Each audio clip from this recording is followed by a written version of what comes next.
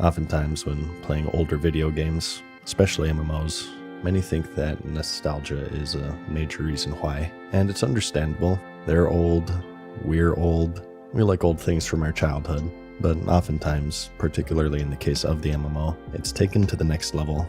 Nostalgia is not only a reason that people are playing it, it's the reason, and the enjoyment that the player base draws from it is illegitimate, and as a whole, the word holds a negative connotation as opposed to a positive and wholesome one. There are many reasons for this, I'm sure, a primary one being tribalism. People love MMOs. I mean, they really love MMOs, and you can see why. They are by far the most time-consuming genre. Beyond the game itself, there's this whole online community to interact with, and taking their RPG nature into account, they can be quite immersive. In a way, they're second lives, so it's quite easy to see, in fact, how people can become so attached to them, and by extension, how they can see other MMOs as a threat, and in turn create reasons to delegitimize them, and the reasons why other people enjoy them. Being primarily a World of Warcraft classic channel, this is something that I've personally seen for many years, and I've made my case as to why I disagree with it. Nostalgia definitely plays a role, but it's not the sole reason why people find classic appealing, and even then, I don't even see it as this negative thing that some people make it out to be. But at the end of the day, for me personally, it does play a role because I played it back in the day. However, OSRS on the other hand, I've been in this unique position of not having played it until recently. It's become quite popular over the years, and I don't know if it suffers the same negative connotation with nostalgia as classic World of Warcraft, but I can tell you right now from a new player's perspective, it absolutely stands on its own merits. The world feels huge and interesting, there are systems upon systems, the quests are as challenging as they are rewarding, the feeling of progression you get is peak, and every time I play I feel like I'm learning something new or getting better to some degree. The obstacles placed in front of you feel fair and satisfying to overcome, and although I'm sure that nostalgia has a role in its success to some degree, it's not why the game and its community are thriving today. The reason for that, in my opinion, is that it's simply a well-designed game, with my only complaint really is that, in case I haven't mentioned it yet, you move as slowly as my grandparents have sex.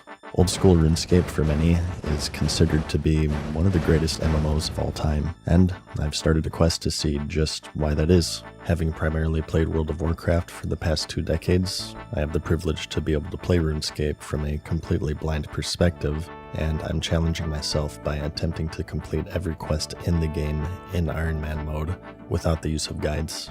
Today, I offer you a glimpse in the experience of a World of Warcraft transplant's first adventure in the world of RuneScape.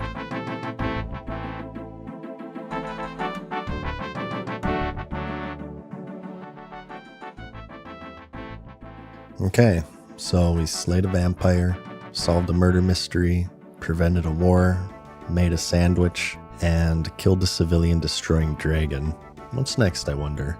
Well, the activity advisor is still bugged, unfortunately, so I'm still flying blind here. I love how I chose to play through this game blindly. The exact moment that the only guiding feature in the game is broken. That's some beautiful gameplay right there. Looks like Jagex needs to learn how to code. With what, you may ask? Well, with the premier backend web development learning platform, Boot.dev. Boot.dev is a platform for anyone looking to master backend web development, and it's designed to keep you engaged by taking cues from game design. You'll find courses that teach you backend web development using Python and Go, right from the basics to more advanced concepts. The lessons are designed such that you're not just passively learning, but you're actually coding, which is the best way to learn.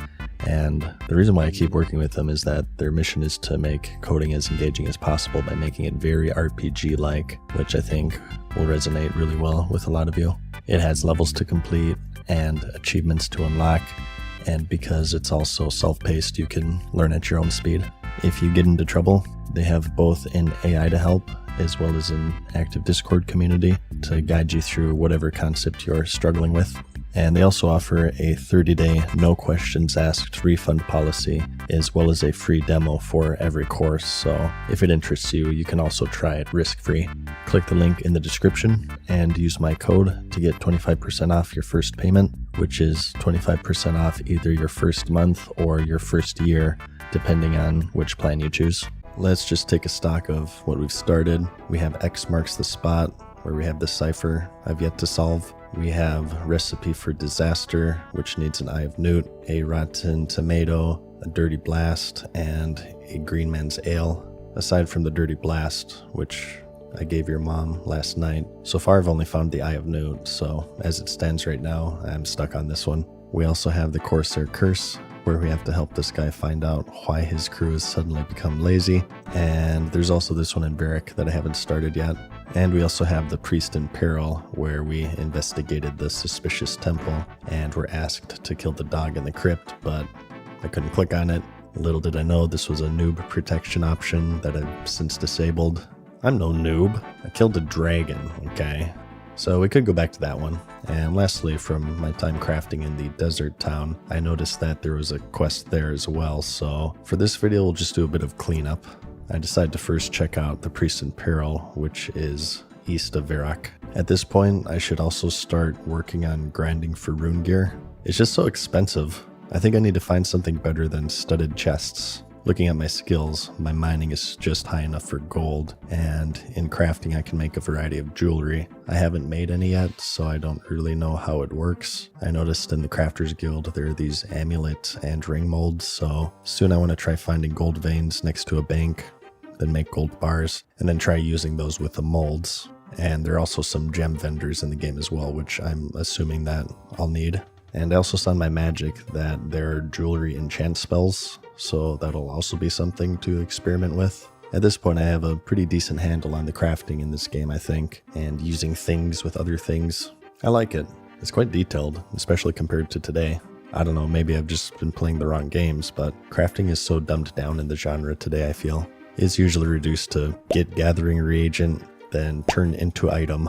There's beauty in simplicity for sure, but there's also beauty in immersion and feeling like a craftsman. Today in modern MMOs, details like this are few and far between, mostly because they are seen as inconveniences, and anything that is inconvenient must be eliminated. The only problem with that is if you're removing any and all inconveniences, the standard for what's inconvenient shifts further and further until you realize that playing the fucking game to begin with is inconvenient, and you start selling basic forms of character progression, such as level boosts and WoW tokens. Told you so, by the way. If you think about it, any game ever is just a huge list of inconveniences for you to solve. It just depends on your definition. Some people have a very strict definition of the word, and others see basic things such as leveling as inconvenient, especially if you take into consideration the addictive nature of the genre, and that some people playing it actually hate them and are unable to quit. The hell? Come on, we almost got them. No, I said, I am your father, put it back on! So the problem is when you start catering to all of this and you start seeing inconveniences as flaws and therefore removing them, eventually you're going to be using the definition of the people who see very basic gameplay systems as inconvenient. Therefore, to incrementally remove them is akin to eventually removing the basic reasons for playing the damn game to begin with. But anyways, I digress. So I decided to first start with Priest in Peril. On the way over, I encountered this strange old man in a dig site. He's holding some bones in a bag that shuffles around and whispers things to him whenever I ask him a question. He asks me to collect a bunch of different bones, bleach them pure white, and then return them to him. So he's clearly some kind of necromancer, and the whole thing is shady, but luckily for him, I have nothing better to do with my sad, pathetic life, so I agree to help him. We need the bones of a goblin, bear, big frog, ram, unicorn, monkey, a giant rat, and a giant bat. Some of these creatures I have found at this point, some I haven't. So for now, we'll just keep this running in the background, and if I see any of them, I'll try to remember to pick up their bones. So I return to the crypt outside the chapel, and this time I'm able to attack the dog. I summon all of my gamer skills accumulated throughout the years and left click on it and wait for it to die. Yeah, it was pretty easy. I tell the king of my heroic deed, and he threatens to take my head for treason, as this dog was a guardian of sorts that protected a magic river source that keeps vampires from invading. Oh. My bad. But wait, is it really my bad? I mean, if you have this last line of defense against certain doom, why is it guarded by a level 30 dog? I don't know, maybe a little sign that says, don't kill or else you doom all of Misthalen would have been a good idea, maybe. So I find Drezel, the guy who I was ordered to initially check up on. He's locked in a jail cell on the 3rd floor by the Zamarakians, who I guess are evil religious fanatics. He gives me a brief history lesson on Mauritania, which is the area neighboring the eastern side of Misthalen. It's infested with vampires and other evil creatures, and a long time ago a bunch of sages got together to fight them off, ultimately dying, but in the process blessed the river, separating the two areas with holy magic, which prevented the vampires from invading. As I said, the dog was guarding the source of the river, and the Zamarakians want to corrupt it to let the vampires in, which they have now done, thanks to me.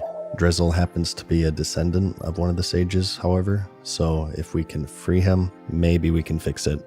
There are 2 obstacles in the way though, the locked cell, and a vampire coffin that's right outside. He says that it'll sense his ancestral blood and awaken if he walks near it. So I kill a monk and I get a golden key. Using it on the cell says it's a similar size, but it doesn't fit. So I kill a bunch more, but I don't have any luck with any more key drops. I check out the crypt that the dog was guarding, and I find the polluted well, along with several statues that have golden items and descriptions on them. They're all pretty common things like the tinderbox, feather, needle, candle, except for this key, which is the only one that isn't gold. Wait. There's something about these plaques that are oddly familiar. I can't quite put my poop-covered finger on it, but I can't take any of them as they're protected by some kind of holy magic. So my guess is that we have to collect all of these items. I already got the key from the monks, so I head back to the bank and grab everything. As for the candle, by the way, I found another one while doing agility runs in Varric. There's one on the 2nd floor of the sword shop, so I just grabbed that one instead of paying 1,000 or however much it was from the doucher in the swamp. Okay, so I have all the items, but I still can't do anything. Well, how about trading them like in Indiana Jones? And it works. So I now have a full set of golden stuff, aside from the key, which is now iron. So I tried that on the jail cell, and it frees him, but we still have the vampire to deal with. He suggests to get some water from the well, so I'm back off to Varric. Something grandparent sex, get the water, but it's corrupted, as you know, and I tell Drezel about this, and he blesses it, which purifies it, so I just need to pour it on the casket. Don't drink it. Don't drink it. Okay, so that's both obstacles cleared.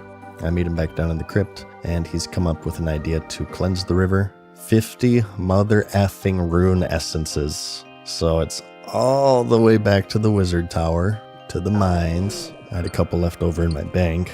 Hey, wait a second. Why is this different? Pure essence. Does this count? Why am I getting these now? Is it because I'm using an adamant pick instead of the bronze? Did I mention that this is a good game to play while you're doing other things? Seriously, a lot of the times during these walks, I'm editing the actual video. You know, can't the king help me with this? Seems like a pretty important task to entrust to somebody who already effed it up. Wouldn't it be wise to spare, I don't know, 1 guard to protect all of Misthalen from vampires? Where's effing Blade when you need him? By the way, I've used this shortcut like 20 times at this point, and I've yet to cross it successfully a single time.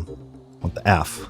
I would teleport, but I'm kind of scared now because I don't know how to get more law runes other than grinding barbarians at a rate of 5 per hour.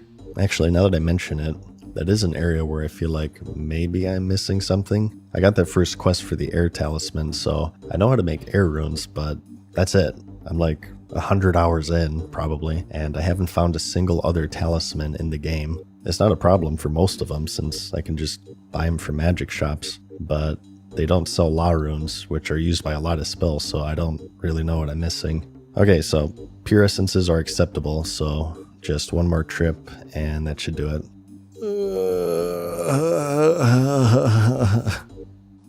Okay. It's impossible. Impossible. Teleport. Get the essence. Shortcut.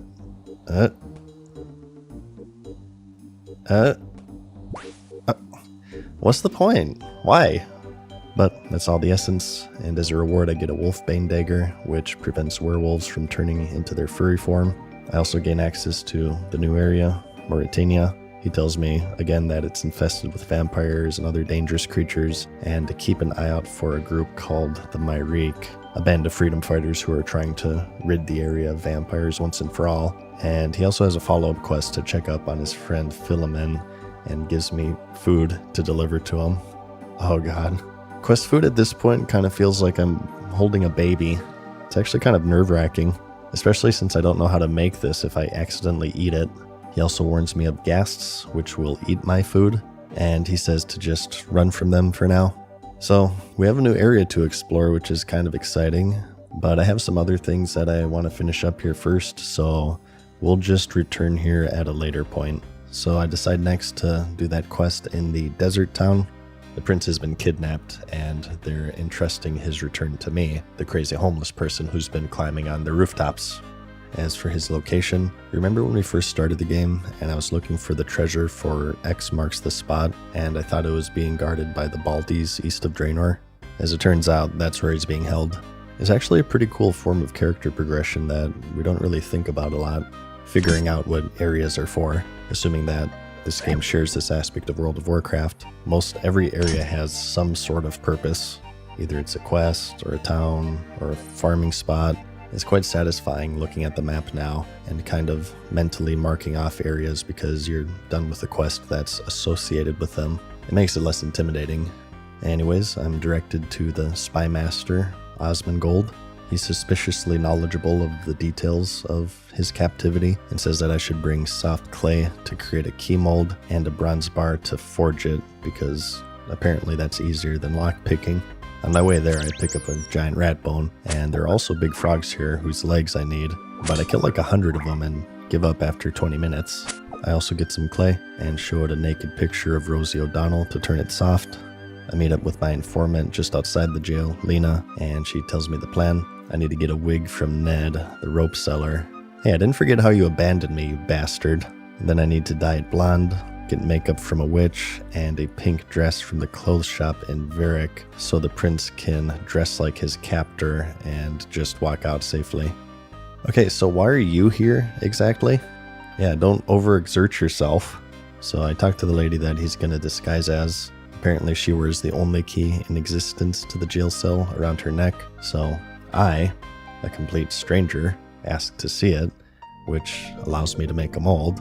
So for the wig we need 3 balls of wool, for the yellow dye we need 2 onions, and for the makeup I need ash, flour, water, and red berries, and then the pink skirt I buy from the clothing shop in Varric. So this quest is essentially a giant shopping list. So I head on out and start gathering the materials, and while on my way to the red berries I kill a unicorn for its bone, hearth to Lumbridge, hand in the imprint and the bar, while still paying their toll, which is complete baloney, by the way, and then back to Ned for the wig. There's more to you than meets the eye. Yeah, he's a coward friend abandoner. I won't forget. Alright, so I got all the materials, so next we just need to take out his guard, Joe. Oh, dude, 4 strength, 4 stam leather belt. Level 18. Oh. So he's quite the talkative guy. I asked him what he wanted to be when he was a boy. Oh, that's depressing. He's also similar to me in the sense that he likes to drink away his problems. So I head on over to the pub and pick up a nice cold glass of forget my soul-crushing troubles for a short couple of hours. Does no one find it suspicious that I keep trespassing here? Okay, carefully use the beer. And he needs more, so I get more, tie the leader up, stuff her in a cupboard, extradite the prince, and pull out faster than America did in Afghanistan, leaving behind billions of dollars in equipment and weaponry in the process. Smooth. Yeah, you guys like that political reference? I'm so topical and informed. I'm not sure about you guys, but I too am an enjoyer of getting opinions on sensitive geopolitical affairs from people whose commute to work is from their bed to their computer chair. Returning to the desert town, I find that I can now pass for free, which leaves me with one less thing to complain about. Damn it. I love how this quest gives me more quest points than the one that took me a week to complete. That's amazing. So there are just 3 free quests that I haven't done yet. So I thought maybe I should knock those ones out first. And then maybe we can do the vampire zone we just unlocked, which name I already forgot. Let's go check out the imp catcher, which can be found at the wizard tower. And then we'll finish up the Corsair curse. On the way, I see the adventurers looking for Xanarkand again. If you don't remember, these guys are looking for this lost city, and the last time I talked with them, they just told me to F off. But this time, I'm more thorough with the dialogue options, and I managed to finagle them to find out that there's a leprechaun in a tree somewhere nearby that knows the location. So just looking around, I immediately noticed that this tree in particular is darker than all of the rest, and it also gives an option called chop, as opposed to every single one surrounding it, which says chop down. So I return with an axe, and he pops out and says that the portal to Xanaris is in the shed in the swamp, and to open it I need a Draymanwood staff, but first I need to find a Drayman tree, which can be found on Mantrana Isle, which I can get to by visiting Port Sarum. But I go ahead and pick up the imp catcher as well. One of the wizards has gone rogue and created an army of imps to mildly annoy people. Much like your guys' moms, they can't keep their hands off of ball-shaped things, and they stole this guy's anal beads. Meaning that it probably would have been a good idea to start this right away, considering that I've been walking past them this entire time. So this seems like another quest that I'll just eventually complete by killing imps while I'm doing other things. So instead I choose to just do the Corsair curse. I got a date to Remington with Captain Talk, who I ghosted like 3 months ago. Again, since it was a long time ago, I'll remind you, this took us to a whole new area, which is why I skipped it the first time. I figured it would be best to stick with the starter area first because I had no idea what I was doing, but considering I'm a professional at this game now, I feel a little bit more confident. So the crew has been cursed, apparently. They're all incapacitated, and they tell me to talk to the navigator first, Ethoi. He's not much help. He just says that the curse could be caused by any number of things. So I return to the crew and talk to the cook, Nochi, and he says that he buried a cursed doll on the beach next to a tree. So now I need to get a shovel, and of course the fucking bank is closed. Oh, here's one actually. Actually, you know what? That seems to be a theme. This isn't the first quest where the tool or item needed is like right nearby, so I'll have to keep this in mind for future reference. Okay, so where did he bury it? Near a big tree west of the cove. Okay. Alright, so apparently that was just a wind-up doll that he got scared of, so that wasn't the curse. Talking to the next crew member, he says that he thinks he got the crew cursed by taking a stolen treasure from a nearby ogre cave, so I go to return it, and it turns out it was just a toothpick and they didn't really care. And the next guy says that he sexually harassed a mermaid, and he thinks that that was the cause of the curse. Taking a look at the spyglass he used, it turns out it was just a fat, naked ogre, so again, not the reason why they're cursed. So I return to Ithoi, and again, he's not much help. There are these dudes near a fire who don't really contribute anything, and there's this gatekeeper who only lets me pass after I tell him how I slayed Elvarg and ripped its fucking head off its shoulders. Talking to the cook again, he says that they all got sick after eating, and Ithoi was the one who cooked for them, which is our first clue. And I try the other crew members again, and he says that they're looking to settle, meaning that they have no need for the navigator, which gives us a motive. I confront him about it, and he denies it, and Captain Talk says that he wants proof, so at this point I'm kind of stuck. But checking around his hut, there's this out-of-place driftwood set right under it, and there's also a tinderbox right next to the cook, so by the principle of the quest items being nearby, I try to light it on fire. You see, sick people don't burn alive horrifically, so this will tell us if he's fibbing or not. He jumps out and casts a water spell to put it out, I guess proving he's not sick. Well, maybe he just doesn't want to die? I don't know, if I had a stomachache, I think I'd be able to muster up the effort to not burn to death. But apparently this is enough proof for Talk, who asks me to kill him, which seems pretty harsh, but I really only care about the quest points, so it's not really a problem for me. Alright, so he uses magic, so let's unequip so we don't nerf our magic defense. And I think I'll use magic as well. Okay, this isn't working. Let's just shove the blue popsicle stick up his butt and make it brown and red. like Taco Bell night. I kill him quite easily and return to talk, and as a reward I get 2 quest points and access to the bank here, which leaves just 2 free quests left, which are Imp Catcher and X Marks the Spot. So we have a few different options at this point. We have more quests in Misthalen. I could do the Xanarkand quest, and there was another in Varric that I haven't started.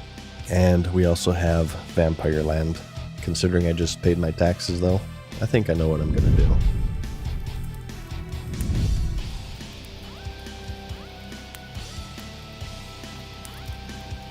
Farewell for now, mortals. We hope you enjoyed today's video. See you again soon.